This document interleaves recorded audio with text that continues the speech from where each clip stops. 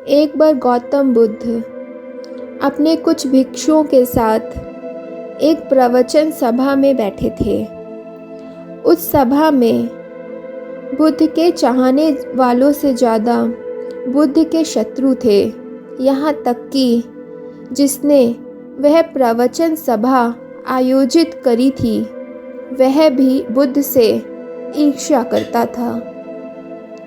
सभा का आयोजन राजा के महल में हुआ था, इसलिए राज्य के सभी मुख्य लोग वहाँ उपस्थित थे। बुद्ध सभा में जाने से पहले ही जानते थे कि सभा में उनके विरुद्ध कोई न कोई षड्यंत्र अवश्य रचा जाएगा। सभा में जाने से पहले बुद्ध का शिष्य आनंद बुद्ध को चेताता है कि आपको वहाँ नहीं जाना चाहिए, वहाँ के लोग आपके साथ दुर्व्यवहार करेंगे।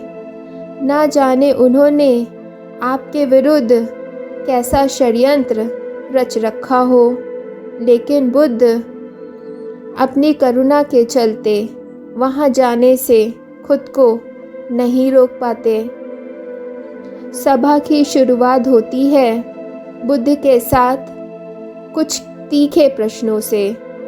बुद्ध से ईर्ष्या करने वाले लोगों का यह प्रयास होता है कि बुद्ध से कोई ऐसा प्रश्न पूछा जाए जिसका उत्तर बुद्ध को ना आता हो, परंतु बुद्ध सभी प्रश्नों के उत्तर बड़ी ही सरलता से दे देते हैं। सभा में उपस्थित लगभग सभी लोग अपने अपने प्रश्न पूछ लेते हैं और उन्हें उसके उचित उत्तर भी मिल जाते हैं। अचानक वहाँ एक स्त्री आती है और बुद्ध से कहती है, आप ध्यान की बात करते हैं, आप ज्ञान की बात करते हैं, आप सत्य की बात करते हैं, आप लोगों को सत्य की मार्ग पर चलने की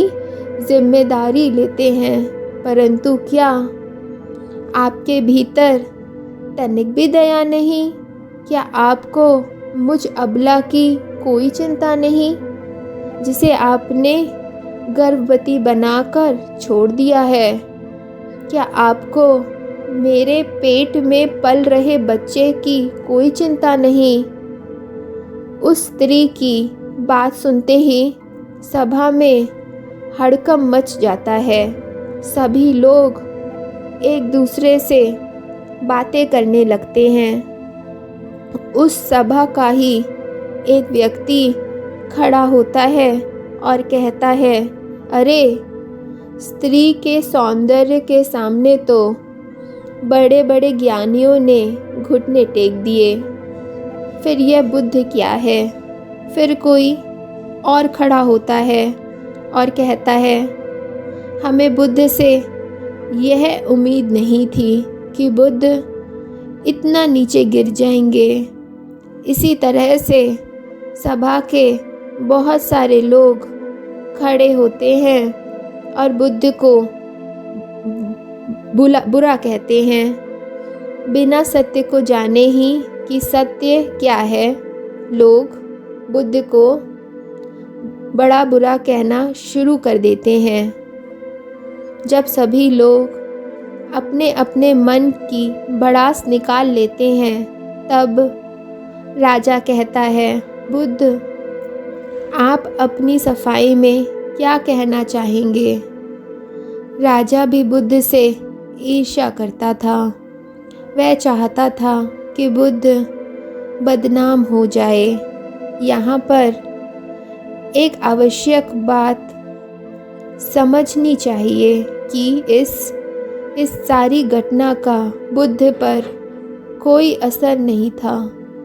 ना तो लोगों के अपशब्दों का बुद्ध पर कोई असर था, ना ही उस स्त्री के झूठे आरोप का। जानते हो क्यों? क्योंकि बुद्ध जानते थे कि सत्य क्या है। वह अपनी नज़र में ठीक थे।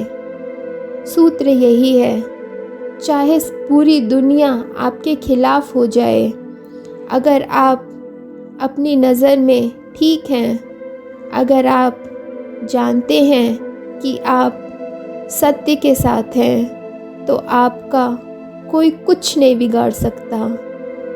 सभा के सभी लोग संधि में थे, यहाँ तक कि बुद्ध के कुछ नए भिक्षु भी संदेह में पड़ गए थे। लेकिन बुद्ध जानते थे कि वो क्या है, और यही आवश्यक था। इसीलिए उनके चेहरे पर 1% भी बदलाव नहीं आया था। राजा बुद्ध से कहता है, बुद्ध, क्या आप अपनी सफाई में कुछ कहेंगे? बुद्ध उस स्त्री से कहते हैं, पुत्री, इस पूरे ब्रह्मांड में केवल 2 ही लोग इस सत्य को जानते हैं कि तुम सत्य कह रही हो या असत्य। इससे पहले कि बुद्ध कुछ आगे कहते, वह स्त्री बुद्ध से अपनी नज़रें चुराने लगती है। असत्य का सहारा लेने का अर्थ है कि आप अपने भीतर डर का बीज बो रहे हैं। अब वह बीज जैसे जैसे वृक्ष बनेगा, वैसे वैसे आपकी समस्याएं बढ़ती चली जाएंगी। उस सभा का ही एक व्यक्ति उस स्त्री से कहता है, तुमने बहुत बड़ी बात कही है।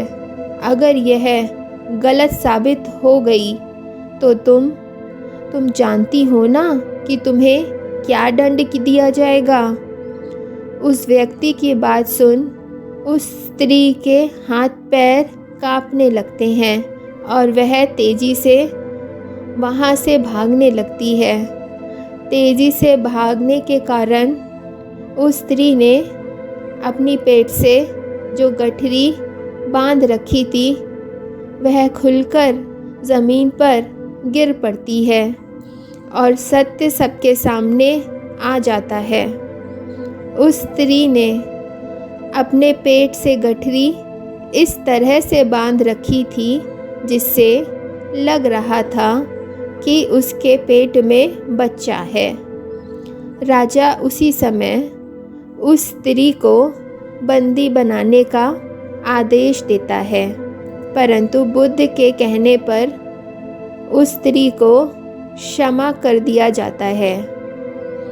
एक बात हमेशा याद रखना कि धैर्य और आपकी ही नज़रों में सही होना आपको बड़ी से बड़ी समस्या से बचा सकता है। इस बात से फ़र्क नहीं पड़ता कि कितने लोग आपके खिलाफ हैं, परंतु फ़र्क इस बात से पड़ता है कि क्या आप अपने साथ हैं। दोस्तों, इस बात को ज़रूर सोचिएगा। अगर वीडियो पसंद आया हो तो लाइक और सब्सक्राइब ज़रूर करिएगा। नेक्स्ट वीडियो के लिए चैनल को ज़रूर देखिएगा। धन्यवाद।